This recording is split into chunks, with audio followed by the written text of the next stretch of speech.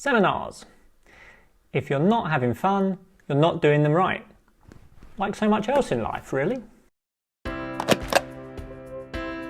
If you're starting university this year, or maybe you're already there, you'll need to know how to get the most out of your seminars.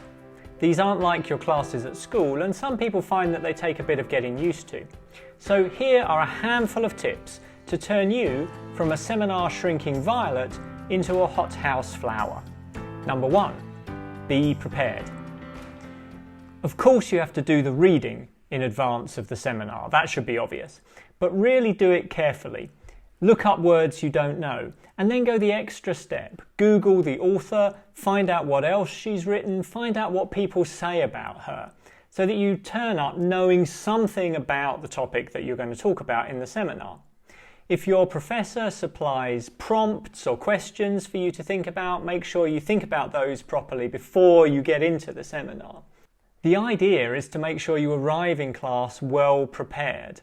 Remember, the class is really the culmination of the work that you're doing over the week. It's not the week's work on its own. And yes, I understand that some of you have jobs and other responsibilities to juggle, but the important thing is that you think that you are doing the work for the seminar, not expecting the seminar to do the work for you. Tip number 2, arrive with something to say. Don't leave it to other people to get the seminar going by sharing their thoughts. Make sure you come with something to say.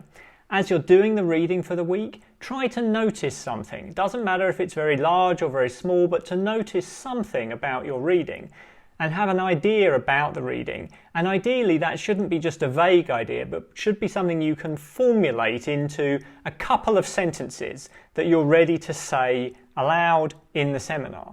If you come with those sentences prepared, you'll be much more likely to say them as part of the discussion.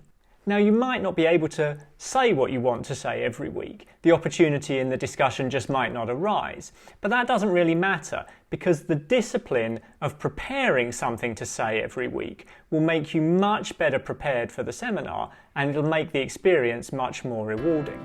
Tip number 3, talk early. It's a bit like dancing at parties.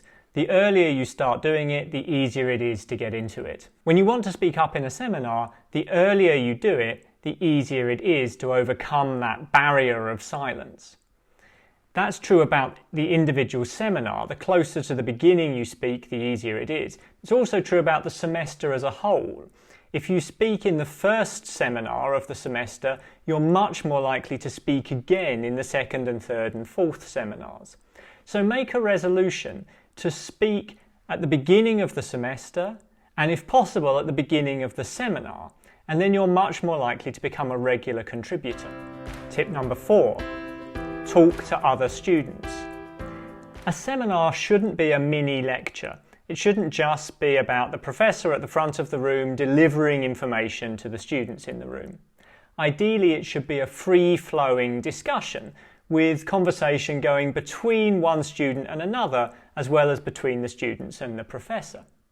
So, listen carefully to what other students in the room are saying, and think about whether you agree with it or disagree with it. Is it supported by evidence from the reading that you've done that week? If it is, maybe you can point out other examples that they haven't thought of that helps to make that point for them. If it isn't, maybe you can challenge that person with counter examples and say, okay, I see what you're saying, but what about this? So engaging with other students is a really good way to enter the seminar discussion and keep the discussion flowing. And tip number 5, share your uncertainty. Don't be afraid to admit that there's something you don't understand or there's something that's puzzling you about the reading for that week. Remember, the point of a seminar is to enhance your understanding of something, not to give you an opportunity to demonstrate the understanding that you already have. So if you're puzzled by something, share that puzzlement. There's a good chance that other people are puzzled by it as well. There's a good chance that the reason you're puzzled by it is because it is quite a puzzling thing, and that's exactly the kind of thing that you should be talking about in the seminar. So don't be afraid to say, I didn't understand this, or I wasn't sure about that. Those can be really great starting points for fascinating discussions. And don't be afraid to put your professor on the spot with specific questions about the readings for that week. Say, in this bit of the reading, I didn't understand this point that the author was making. Your professor should be able to answer that question, and if they're not sure about it either, then that's another great opportunity for opening up discussion, and everybody can learn together. I think it's really important to remember that a seminar is a collaborative endeavour. Everybody brings different insights, different experiences, different kinds of understanding, different intellectual background to it. But everybody should be learning together and bringing their own contributions to the discussion. And it becomes a kind of virtuous circle. So if you bring more and better insights, they spark off more and better insights from other students. And that allows the professor to move the discussion up to a higher level of sophistication. So these 5 tips won't just help you to engage in seminars better, they'll help your seminars as a whole to be much more enjoyable, more stimulating and rewarding experiences.